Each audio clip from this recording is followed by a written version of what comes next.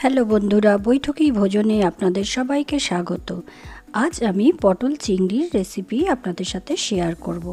তার জন্য এখানে আমি নিয়ে নিয়েছি চিংড়ি মাছ, ধুয়ে পরিষ্কার করে নিয়েছি। তাতে আমি লেবুর রস আর একটু হলুদ দিয়ে ভালোভাবে মাখিয়ে নেব। তার সাথে আমি নুনটাও অ্যাড করে দিয়েছি। লেবুটা দিলে চিংড়ি মাছটা বেশ নরম থাকবে, শক্ত হবে না রান্নার পরেও। আর একটা বাটিতে নিয়ে নিচ্ছি কাজু বাদাম আর 2 চামচ পোস্ত নিয়ে আমি জল দিয়ে ভিজিয়ে রেখে দিচ্ছি। তারপর এটার পেস্ট করে নেব। আর নিয়েছি নারকেল, এর আমি দুধ বার করে নেব, নারকেলের দুধ। আর তেলে দিয়ে দিয়েছি এরকম ডুমো ডুমো করে কেটে রাখা আলু, নুন আর হলুদ দিয়ে আলুগুলোকে ভালোভাবে ভেজে নিচ্ছি। আলুগুলোকে ভাজা হয়ে গেলে আমি তুলে নেব। আর এই তেলেই আমি পটলগুলোকে কেটে রেখেছি, সেগুলো এই তেলে আমি ভেজে নেব।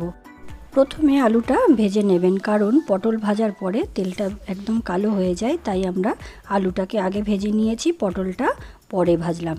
পটলটা ভাজা হয়ে গেছে। এই কড়াইতে আমি 3 চামচ তেল নিয়ে নিয়েছি। আর ফোড়নের জন্য 2টো তেজপাতা দিয়ে দিলাম, 2টো দারচিনি দিয়ে দিলাম 2 টুকরো, আর এলাচ দিলাম, আর দিয়ে দিচ্ছি লবঙ্গ, আর সামান্য জিরে, গোটা জিরে এতে দিয়ে দিয়েছি।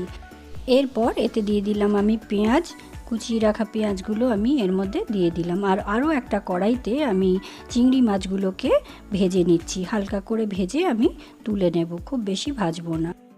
পেঁয়াজটা এদিকে প্রায় ভাজা হয়ে গেছে, ব্রাউন কালার হয়ে গেছে। এবার আমি এক এক করে এতে মশলা অ্যাড করব। প্রথমে দিয়ে দিলাম কাঁচা লঙ্কা বাটা, আর দিয়ে দিচ্ছি 1 চামচ রসুন বাটা, আর সঙ্গে দিয়ে দিচ্ছি 1/2 চামচ আদা বাটা। দিয়ে আবার খুব ভালোভাবে মশলাগুলোকে কষিয়ে নেব।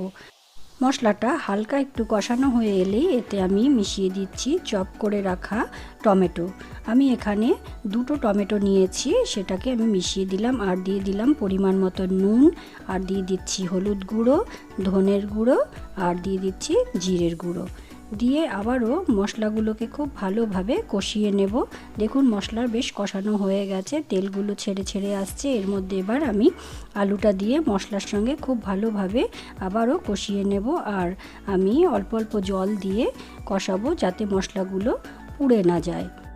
অল্প জল দিয়ে আমি কষিয়ে নেব কিছুক্ষণ। আলুগুলো অন্তত 2 থেকে 3 মিনিট এইভাবে কষিয়ে নেব, কারণ আলুটা বয়েল হতে একটু সময় লাগে।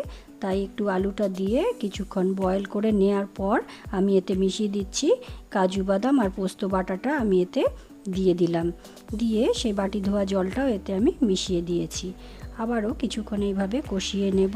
তারপরে এতে আমি মিশিয়ে দেব পটলগুলো, ভেজে রাখা পটলগুলো এবার দিয়ে এতে আমি খুব ভালোভাবে আরও একবার কষিয়ে নেব। পটলটা পরে দিচ্ছি, কারণ প্রথমে পটলটা দিলে পটলটা একেবারেই গলে নরম হয়ে যাবে। তাই আলুটা প্রথমে দিয়েছি আর পটলটা পরে এখানে অ্যাড করলাম।